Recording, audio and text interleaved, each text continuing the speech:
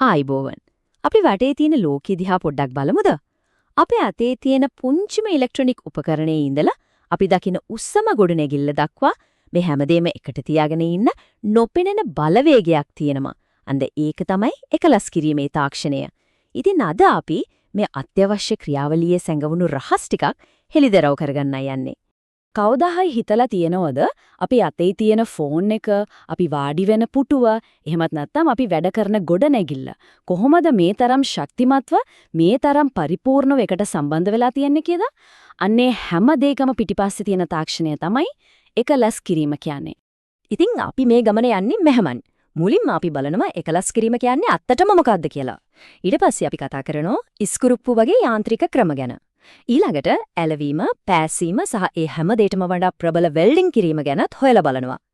අන්තිමට මේ ක්‍රම වලින් යම් කාර්යයකට ගැලපෙනම ක්‍රමය තෝරගන්නේ කොහොමද කියන වැදගත්ම දේත් සාකච්ඡා කරනවා. හරි. එහෙනම් අපි පටන් ගමු පළවෙනි කොටසෙන්. මොකන්ද මේ එකලස් කිරීම කියන්නේ?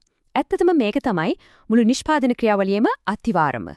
සරලවම කිව්වොත් මේක හරියට සුපිරි කෑම වට්ටෝරුවක් වගේ වැඩක්. නිශ්චිත සැලැස්මකට අනුව එක එක කොටස් කියන අමුද්‍රව්‍ය අරගෙන નિયમિત මෙවලම් පාවිච්චි කරලා අවසාන නිෂ්පාදනය කියන රසවත් කෑම හදනවා වගේ ක්‍රියාවලියක්. ඒක නිකම්ම කොටස් ටිකක් එකට තියෙන එක නෙමෙයි. ඒක පිටිපස්සේ ඉංජිනේරුමය සැලැස්මක් තියෙනවා. දැන් මෙතනදී තේරුම් ගන්න ඕන හරිම වැදගත් දෙයක් තියෙනවා. මේ එකලස් කිරීමේදී ඇතිවෙන බන්ධන ප්‍රධාන වර්ග දෙකයි. එකක් තමයි తాවකාලික බන්ධන. ඒ කියන්නේ අපිට ඕන වෙලාවක කිසිම හානියක් නැතුව ගලවලා වෙන් කරන්න තුරුවන්. අනික තමයි ස්ථිර බන්ධන.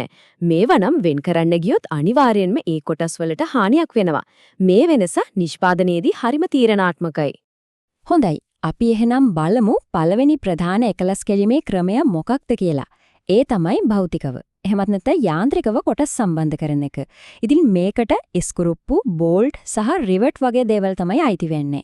ඉස්කුරුප්පු සහ බෝල්ට් කියන්නේ අපි හැමෝම වගේ බන්න හරිව සුලභ ක්‍රමයක්. මේවයි තියෙන ලොකුම වාසිය තමයි මේවයි නැති කරන්නේ తాවකාලික බන්ධනයක් වීම. ඒ කියන්නේ නඩත්තු කරන්න, අලුත් එඩියා කරන්න ඕන වුණොත් කිසිම හානියක් නැතුව ගලවලා ආයෙත් සවි කරන්න පුරුවන්. ඒ නිසා තමයි අපි ගෙදර ගෘහ භාණ්ඩවල ඉඳලා ඉලෙක්ට්‍රොනික උපකරණ දක්වා මේවා පාවිච්චි කරන්නේ. හැබැයි රිවර්ට් කිරීම එහෙම නැත්නම් මිටියම් ගැසීම කියන්නේ ඉස්කුරුප්පු වලට වඩා හාත්පසින්ම වෙනස් කතාවක්. මේකෙන් ඇති වෙන්නේ ස්ථිර ආයෙත් ගලවන්න බැරි විදිහේ හරිම ශක්තිමත් බන්ධනයක්. හිතන්නකෝ වාහනයක චැසියක්, එහෙම නැත්නම් ලොකු පාලමක්, ඒ වගේ අධික බර දරන කම්පැනියට උරුත්තු දෙන්න ඕන තැන්වලට තමයි මේ ක්‍රමය බහුලවම භාවිතා වෙන්නේ. මෙන්න මේ ස්ලයිඩ් එකෙන් ඒ වෙනස අපිට පැහැදිලිවම බලා ගන්න පුළුවන්. එක පැත්තක ඉස්කුරුප්පු తాවකාලිකයි, ගලවන්න පුළුවන්, බහුකාර්යයි. අනිත් පැත්තේ රිවර්ට් ස්ථිරයි, ගලවන්න බෑ, ඒ වගේම අධික ශක්තියකින් යුක්තයි. මේක තමයි යාන්ත්‍රික සංදිවල තියෙන මූලිකම වෙනස. හරි. යාන්ත්‍රික ක්‍රමපැත්තකින් තියලා අපි දැන් යමු ඊළඟ කාණ්ඩයට. ඒ තමයි ද්‍රව්‍ය අණුක හෝ පරමාණුක මට්ටමේ එකට බන්ධනය කරන ක්‍රම. ඒ කියන්නේ ඇලවීම සහ පෑස්සීම. ඇලවීම කිව්වම අපිට මතක් වෙන්නේ සාමාන්‍ය ගම් එකක් වුණාට කාර්මික ලෝකෙදී මේක ඊට වඩා ගොඩක් එහා ගිය ප්‍රබල තාක්ෂණයක්. අද තියෙන නවීන මැලියම් වර්ගවලට පුළුවන් ලෝහ, ප්ලාස්ටික්, වීදුරු වගේ එකිනෙකට වෙනස් ද්‍රව්‍ය පවා අණුක මට්ටමින් එකට බැඳලා සමහර වෙලාවට වෙල්ඩින් එකක් තරම්ම ශක්තිමත් ස්ථිර බන්ධනයක් ඇති කරන්නේ. පෑසීම කියන්නේ ටිකක් වෙනස් ක්‍රියාවලියක්. මෙතනදි වෙන්නේ සම්බන්ධ කරන ලෝහ කොටස් දෙකේ ද්‍රවාංකයට වඩා අඩු ද්‍රවාංකයක් තියෙන වෙනත් පිරවුම් ලෝහයක් පාවිච්චි කරනවා. ඊට පස්සේ ඒ පිරවුම් ලෝහය විතරක් උණු කරලා ලෝහ කොටස් දෙක එකට සම්බන්ධ කරනවා. මෙතනදි මතක තියාගන්න ඕන වැදගත්ම දේ තමයි සම්බන්ධ කරන ප්‍රධාන ලෝහ කොටස් උණු වෙන්නේ නැහැ. මෘදු පෑසුම් එහෙමත් නැත්නම් soft soldering කියන්නේ අඩු උෂ්ණත්වයකින් කරන සියුම් වැඩක්. හිතන්නකො ඉලෙක්ට්‍රොනික පරිපථයක් ගැන. එතනදී ලොකු ශක්තියක් ඕනේ නැහැ. ඕන කරන්නේ හරියට විදුලිය කලාගෙන යන්න. ඉතින් ශක්තියට වඩා විද්‍යුත් සන්නායකතාවය වැදගත් වෙන ඒ වගේ තැන්වලට තමයි මේ ක්‍රමය පාවිච්චි කරන්නේ. හැබැයි තද පෑස්සුම් එමත් නැත්නම් බ්‍රේසින් කියන්නේ ඊට වඩා ගොඩක් ප්‍රබල වැඩක්. මෙතනදී සෙල්සියස් සංචක 450ත් 17ත් අතර ඉහළ උෂ්ණත්වයකදී දියවෙන පිරුවමක් තමයි භාවිතා කරන්නේ. ඒ නිසාම මේ වැඩේට බ්ලෝ ටෝච් එකක් හරි කම්මලක් හරි අවශ්‍ය වෙනවා. ඒ වගේම මේ ක්‍රමෙන් නැතිවෙන බන්ධනය මෘදු පෑස්සුම් වලට වඩා ගොඩාක් ශක්තිමත්. ඒ නිසා තමයි ඝනකම් තහඩු වගේ දේවල් සම්බන්ධ කරන්න මේක යොදාගන්නේ. හරි. දැන් අපි එන්නේ එකලස් කිරීමේ ක්‍රම අතරින් රජාට. ඒ තමයි වෙල්ඩින් කිරීම. මෙතනදි වෙන්නේ ද්‍රව්‍ය දෙක උණු කරලා එකක් බවටම පත් කරන එක. මේක තමයි ශක්තිමත්ම සම්බන්ධ කිරීමේ ක්‍රමය. වෙල්ඩින් කිරීම කියන්නේ එකම වර්ගයේ ලෝහ කොටස් දෙකක් අධික තාපයෙන් උණු කරලා එකට විලයනය කරන එක. සමහර වෙලාවට ඒ වර්ගයේම පිරවුම් ලෝහයකුත් පාවිච්චි කරනවා. පැස්සීමට වඩා තියෙන ලොකුම වෙනස තමයි මෙතනදී මූලික ලෝහ කොටස් උණු කරලම එකක් බවට පත් කරන එක. ගෑස් වෙල්ඩින් කියන්නේ එක ක්‍රමයක්. මේ ස්ලයිඩ් එකේ තියෙන ගිනි දැල්ල දිහා බලන ඒක නිකම්ම ගින්නක් නෙවෙයි. ඒක හරිම සියුම්, නිර්වදිය මෙවලමක්. ඔක්සිජන් සහ ඇසෙටිලින් වගේ වායු වර්ග නියමිත අනුපාතයට මිශ්‍ර කරලා විවිධ ලෝහ වර්ග වලට ගැලපෙන විදිහට මේ ගිනි දැල්ලේ තාපය සහ හැඩය පාලනය කරනවා. බලන්න මේ වගුව. ඔක්සිජන් වැඩියෙන් මිශ්‍ර කළාම ඒක ඔක්සිකාරක ගිනි දැල්ලක්. ඒකෙන් පුළුවන් තුනී තහඩු කපන්න, පිත්තල වෙල්ඩින් කරන්න. අනිත් පැත්තද ඇසිටිලින් වැඩි වුණාම ඒක කාබියුරයිසින් ගිනි දැල්ලක්. ඒකෙන් ඇලුමිනියම්, සුදු යකඩ වගේ දේවල් වෙල්ඩින් කරනවා.